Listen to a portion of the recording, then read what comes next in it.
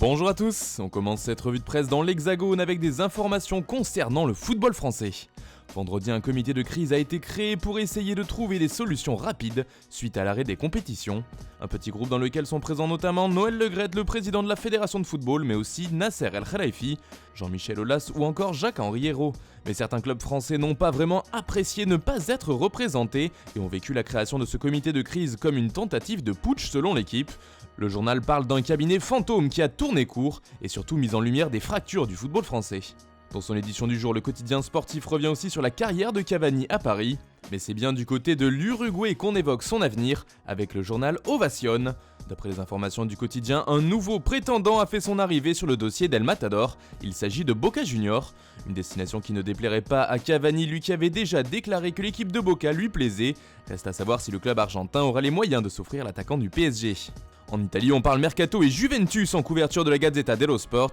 Le quotidien transalpin explique ce mardi que la vieille dame pense sérieusement à changer de look. Et pour ce faire, elle aimerait signer de nouveaux joueurs. Hier, nous apprenions que Pjanic pourrait être poussé vers la sortie. Et c'est de nouveau au milieu de terrain qu'il pourrait y avoir du changement, mais cette fois-ci du côté des arrivées. 3 joueurs intéresseraient la Juve pour ce relooking, 3 noms souvent évoqués comme étant sur les tablettes des Bianconeri.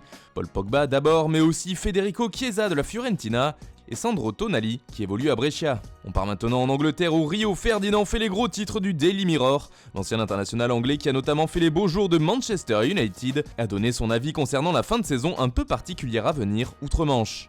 Et selon lui, il faut abandonner le championnat en cours, l'annuler tout simplement. Liverpool n'aurait donc pas le droit à son titre, et ce n'est pas parce que je suis fan de United, a-t-il précisé.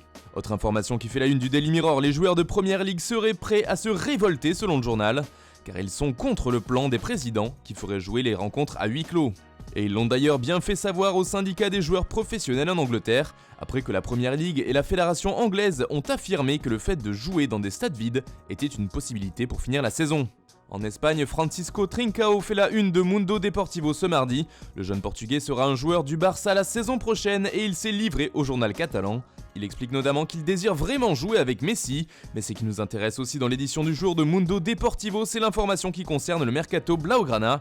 L'Inter refuse les 70 millions d'euros plus Arturo Vidal et Nelson Semedo en échange de Lautaro Martinez. Les Nerazzurri font donc monter les enchères, ce qui ne va pas arranger les affaires des Catalans. Un autre dossier barcelonais fait les gros titres, mais du côté du Portugal, il s'agit d'Alex Telles, le défenseur du FC Porto.